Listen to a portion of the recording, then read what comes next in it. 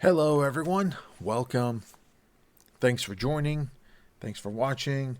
If you're not a subscriber yet, go ahead and hit that subscribe button. I would really appreciate it. Make sure you like this video. That would be appreciative. And leave your thoughts and comments down below this video. And I'll just say this about PlayStation. Yes, they were hit with layoffs. They did close down their London studio. And they've also laid off other studios or other people from other studios. And I'll be honest with you, it's really not that surprising. I'll basically tell you why. So, PlayStation lays off 900 people and shuts down the London studio. London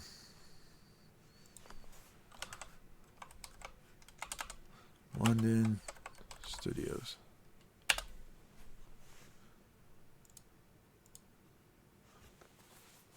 So if you don't know what London Studio is, these were the people that basically, worked on the iToy, SingStar, if you remember those games, but they also worked on VR games. So, remember when Sony, was talking about PlayStation VR 2, they come out with this $600 headset and be like, yeah, this is our definitive way to play VR games. Well, guess what? They shut down one of their main studios for VR.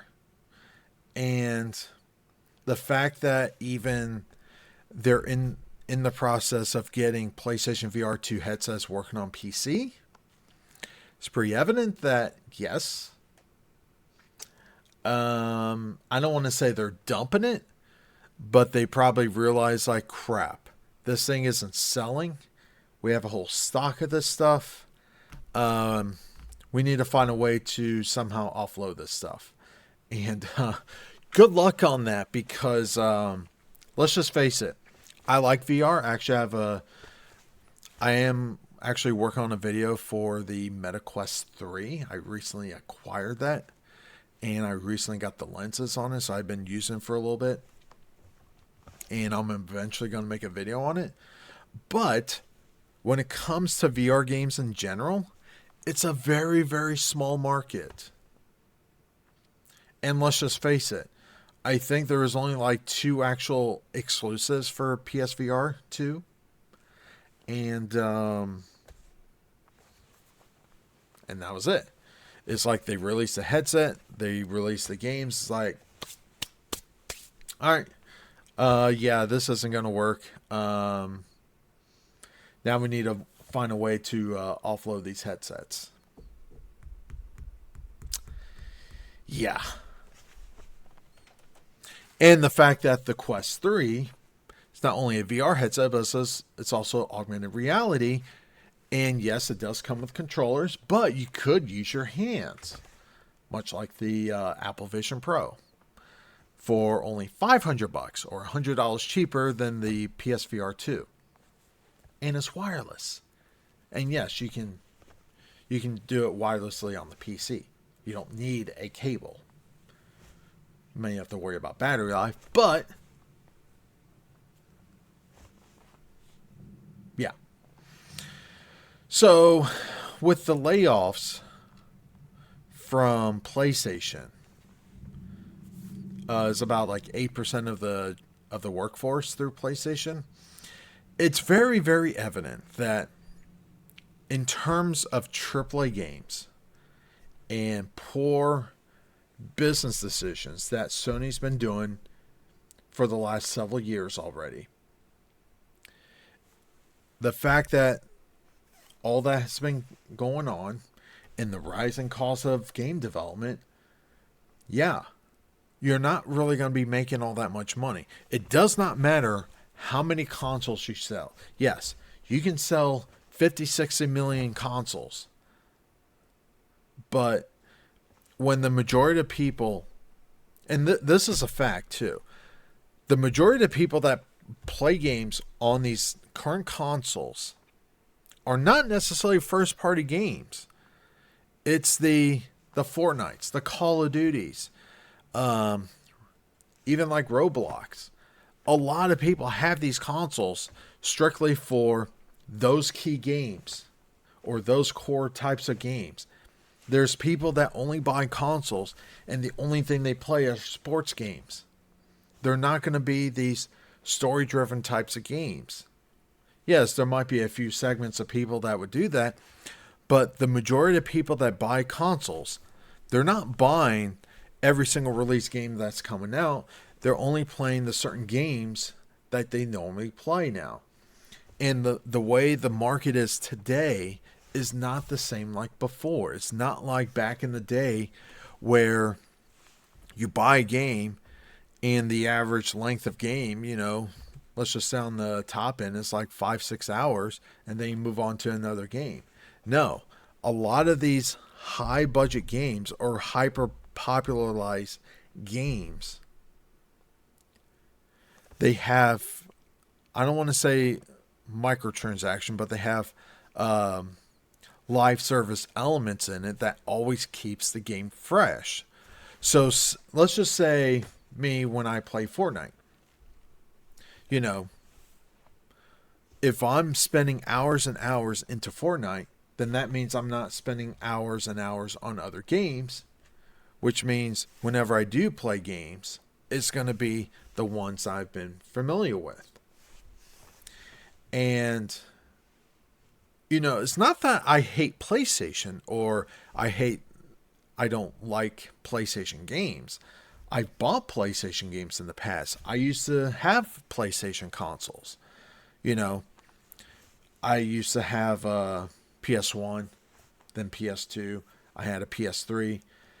For a short while, I had a PS4. And then for a very short period, I had a PS5. But like when it comes to the handhelds, I spent hours and hours on the PSP. I spent hours and hours on the Vita. The problem with PlayStation now, no pun intended, but the issue that PlayStation has now is that the games they release are the types of games that are not really sustainable. That is the biggest problem, is that they focus way too heavily on single player games that are heavily story driven. And the problem with that is twofolds. One is that once you're done with the game, that's pretty much it. You either uninstall it, or if you buy the physical version, you just put it back on the shelf and you move on with your life. The other issue is when it comes to heavily story-driven games, is that, and this is part of the reason why I've never been a big fan of their style of games, is because when it comes to the story segments, they're always just long drawn out cutscenes. So at that point, it's like, okay, well, I'm pretty sure someone's just going to splice it all together, put it up online, and someone can literally just watch it from start to finish and be like, oh, okay, yeah, I'm all caught up on the story. But I never really played it. Yeah, I'm pretty sure some people will be like, but part of the experience is the gameplay part of it. Yeah, that is the problem. That's the problem, is that it doesn't matter how good the gameplay is. If the story is crap, or if the game focuses so much on you putting the controller down and just sitting there and watching, then I'm like, why am I watching a game when it's supposed to be a game for me to actually play? And the fact that these kinds of games cost so many hundreds of millions of dollars to make, that if they don't sell like 10, 15, 20 million copies, it's a failure. That should show you right there that it's unsustainable. Why is it that Sony focuses so heavily on those kinds of games when they have a plethora of IPs that they can make smaller scale games, release it maybe even for a lower price, maybe like even the $40 range, and just have more of those? What's wrong with that? So let's compare it with Nintendo. I'm not saying Nintendo's perfect. They have a lot of issues. They have a crap ton of issues when it comes to how they do business. But the one thing no one can deny is that almost every single game Nintendo publishes, unless you're on the Pokemon part of the team, has been pretty much solid. And guess what? Nintendo makes AAA style games, but they also can scale all the way down to indie style games. And that's the difference, is that for every Zelda Tears of the Kingdom that they release, they have like 10 smaller scale games that fills in the gap. This is the problem PlayStation has, is that they put all their eggs in the AAA basket, that they basically have almost no smaller scale games in between. And the one smaller scale game they release is really, really popular, and that's Helldivers 2. I have Helldivers 2. It's on PC. I don't have a PS5, but I can play it on PC. So I bought it on Steam. So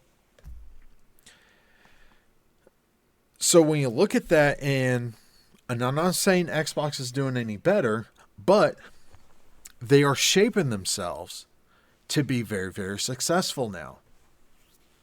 But it's not going to come in the form of selling a new console. It's basically what they've been saying is every single screen out there being an Xbox. And Sony is going to follow suit with what Xbox has been doing. You don't think PlayStation's been seeing what Microsoft's been doing? Yes, they have. Every single all three console manufacturers would watch each other, see what they're doing, see what's working, and take that idea and implement it in their own way. So, yeah, it sucks that, people lost their jobs, but let's just face it.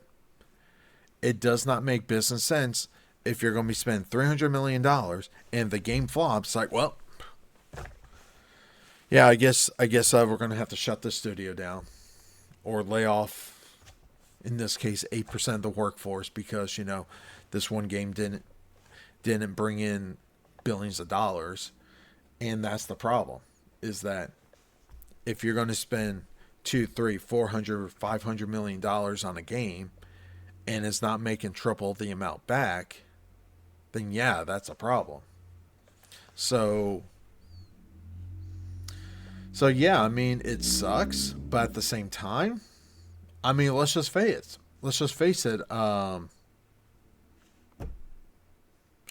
was the guy's name? Sean Layden. He was the former PlayStation boss before Jim Ryan took over. When he left PlayStation, he even said at the time, and this was back on the PS4 days, he even said the current business model for AAA games is not sustainable. And he was dead on right. So PlayStation is going to have to do some serious restructuring and some serious reflections on what they need to do going forward, because releasing like a handful of AAA games every couple of years is not sustainable. That is not a business. You have to consistently release products. That's why Nintendo has been very, very successful when it comes to releasing games, and it's also why Microsoft has been acquiring more studios, even Activision Blizzard, because guess what? If they need, especially on the Game Pass model, if they need to consistently release games on the service, you need a crap ton of IPs and you need a wide range of scales of game development. So that way you always have games being pumped out. And Microsoft now, or at least Xbox now, is in the beginning stages of getting consistent content coming out each year.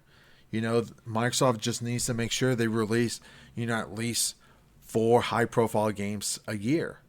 And they're in the beginning stages of making that happen. Whether you like those games or not, that doesn't matter.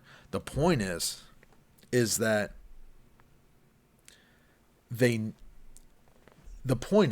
Sony needs to have a consistent release schedule of wide ranges of scaled games to be consistently being released. You can't rely on AAA games and remasters and remakes of past AAA games that people already play. That's not sustainable. And Helldivers proves a point that yes, you can make a smaller scale game that's still really, really fun to play and people still enjoy it. So it is what it is, but at the end of the day, the whole point of these companies is to make money. And if you're not really releasing all that much product, if you're more focused on trying to sell accessories and other pieces of hardware for your main console and you have nothing to play on it, or if you have such little content to play on, then that's a problem. And the whole idea of Sony paying other studios for exclusive console rights to the game, that's not sustainable either. The fact that a lot of the popular games on PlayStations are third-party games that you can literally just play anywhere else, including Xbox, it's like, you know what? That's a problem. That's a problem because at that point, why would someone buy a PlayStation? Why would someone buy an Xbox? If I can play those games on PC, or I can play those same games on the hardware I already have, why would I get this other piece of hardware at this point? That's why currently, when it comes to the actual platforms themselves, when I say PC, I'm basically lumping Steam and Epic Games and the other game launcher services on PC. So, if say for example, I play PC and Switch, if the few games that Sony releases also comes on PC, why would I buy a PlayStation? Microsoft knows that. Microsoft even says you don't have to buy an Xbox. You can play the games on PC. You can stream it on your phone, on your tablet. It doesn't matter. As long as you're buying the service or buying the games and playing it, that's really all they care about. Sony is going to follow suit what Microsoft's been doing with Xbox, because that's the more sustainable route. Whether you like it or not, that's what's going to happen. That's why in the future, digital games and streaming games is going to be the future, because it's just going to be more sustainable. I know for all the physical lovers out there, I get you. I like physical stuff too. But at the end of the day, in terms of the way these games are being developed, the way these games are being distributed now, it's the more economical way going forward. So, and we're basically to the point where the technology is basically here at this point that it is possible. So, it is what it is. Leave your thoughts down below. Thanks for watching, and have a good day.